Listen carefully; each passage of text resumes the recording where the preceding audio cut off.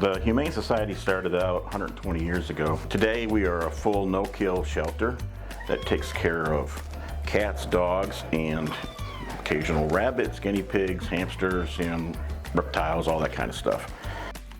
So we are a breed-free facility, and what that means is that we don't make an effort to try and identify what breed a dog is. The reality is that most of our dogs that we receive here are a mix of some kind. The adoption process is very simple compared to some places. We require that they visit with the animal that they are interested in to see if there's a good fit. We suggest if it's a dog and they have other dogs at home that they bring their dog in, and we do a facilitated dog meeting for them if they would like. But otherwise, as long as the visitation goes well, they do some paperwork and the whole process takes under an hour. So it's fairly simple. Today we have approximately 398 animals in our facility. And the big question is, what if we weren't here? What would happen? The city would be responsible for providing that service to the community. So we are very grateful that we are able to provide that for the city. And we are working on the stray population. We are committed to finding homes for those healthy animals rather than just euthanizing them for space.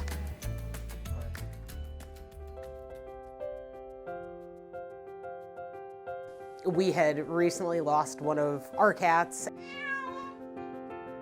so my daughter was very interested in getting another kitten.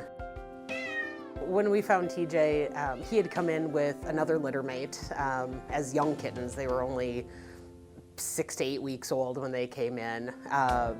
And yeah, so there's these two cute little orange fluff balls, and TJ actually had some problems with the left side of his body. He couldn't use either his front leg or his back leg on that left side. He wound up regaining use of his back leg, and the front leg just never quite worked out. When TJ came about, then I wound up bringing him home, and she fell in love. So then that kind of sealed the deal that he was going to be kind of special needs, and so that meant he was coming home and definitely being a permanent member of the family.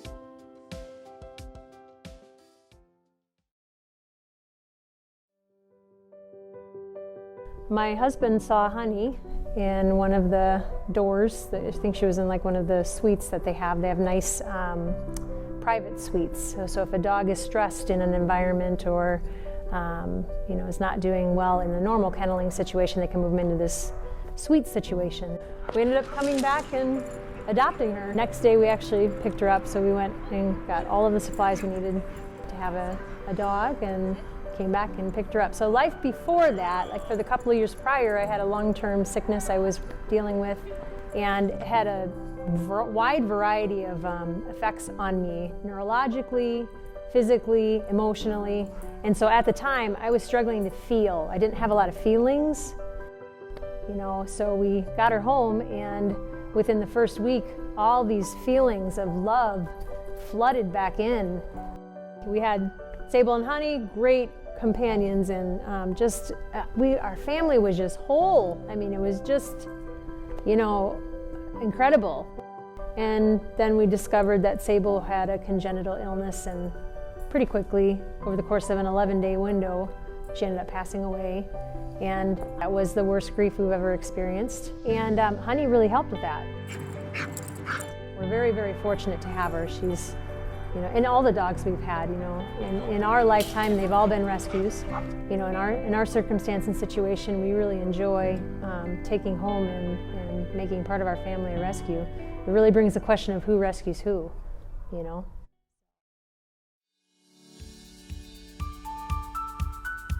It's always appreciated when we receive monetary donations.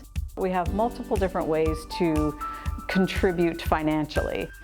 We also have a pet pantry, and people can donate food, supplies, but they can also volunteer. We always need help with a variety of things around the shelter, walking dogs, or unusual skills like perhaps photography or landscaping or things that people don't necessarily think about an animal shelter, but yet it's things that we need. And if they have skills that they would like to share, we most likely can find a place for them.